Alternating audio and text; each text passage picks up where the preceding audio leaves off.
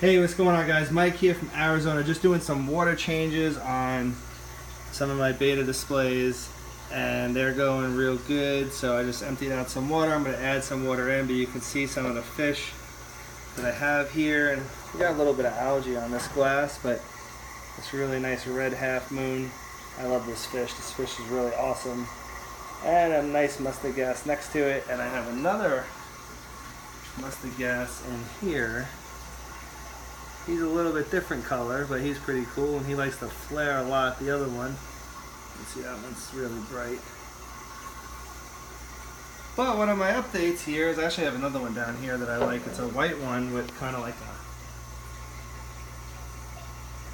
a mask for a face. But he's really pretty fish. See if we can get him to go to the side, but not actually having much luck. But you guys can see he's a beautiful fish. But one of the biggest updates I have is I did get a bearded dragon. I've had him now for about 2.5, 3 weeks.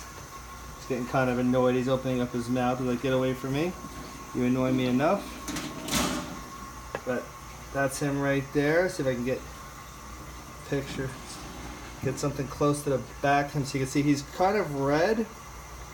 And he has some blue in him too, which is pretty cool. Actually, when I got him, he was about 1/3 of the size. And he's been growing like a weed. I've been keeping a healthy supply of crickets in here with him, and he just eats them up. And doing really well. This here is a UVA and UVB bulb combined.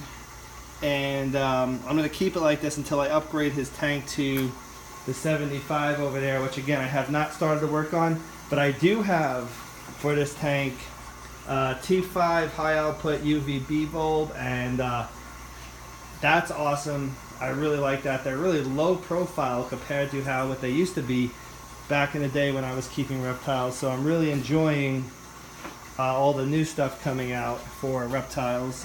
But as you can see, this guy is pretty cool, pretty interested in what we have to do. And he's loving it in here. Like I said, this is about week 3. He's already pretty much tripled in size since I've got him. He was a real small baby when I got him, and now he's getting nice and big, and he's fat because he eats big crickets all day long every day. He also gets his greens.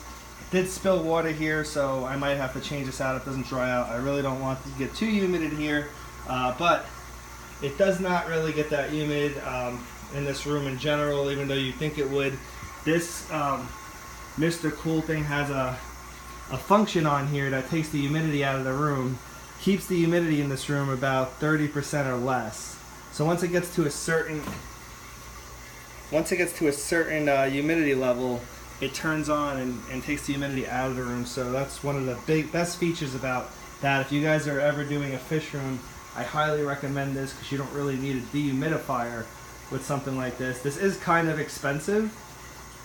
I believe this thing installed probably ran me about just over $3,000 with the installation. But I mean, this one particular needs a HVAC professional because it has to be something. It has to be primed or something with them. I don't know, something that they do.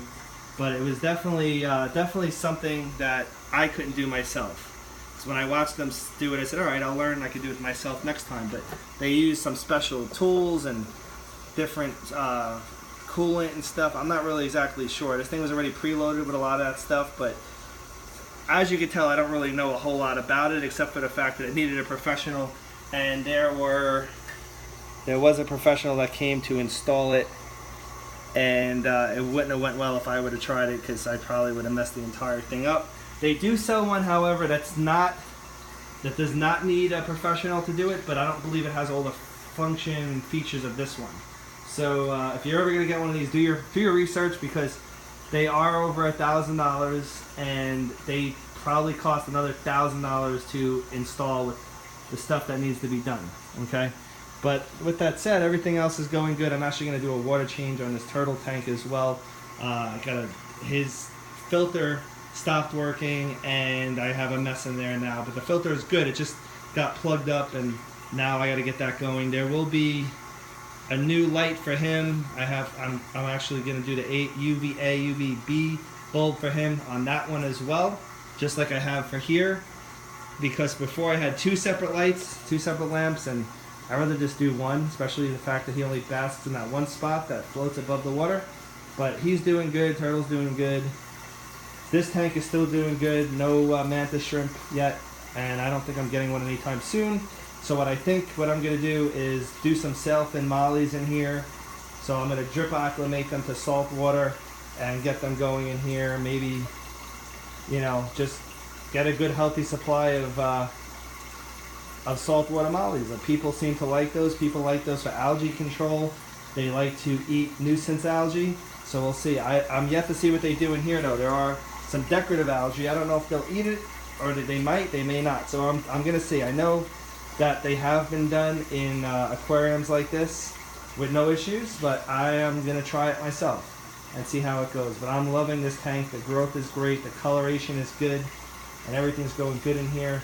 I still have these two yet to figure out. I might do a fiddler crab enclosure, because I tend to sell a lot of those, and I don't have any on hand right now. And I might do like a kind of like a half beach, half water setup for the fiddler crabs. That might actually be good in one of these tanks. But as far as reptiles goes, I definitely have this here for crested gecko, and then the one next to it, we're gonna do half beta display and half vivarium with a bunch of plants and stuff on the back wall and the sides. Obviously not set up yet, but we're gonna be doing stuff like that as well. I've been watching a lot of videos lately on tarantulas, and they're kind of interesting to me, but I don't know if I can make the jump into it, because I'm kind of afraid of tarantulas. I'm not afraid of spiders, but tarantulas kind of freak me out, but I really do enjoy them. That's kind of the idea is sometimes you buy pets that scare you a little bit, but I don't know if I can make the jump in tarantulas. Any of you guys own any? Just let me know in the comments. Something I'm definitely trying to get into. Anyway, I will talk to you soon. Throw me a like, please leave me some comments, and if you have not done so, please subscribe.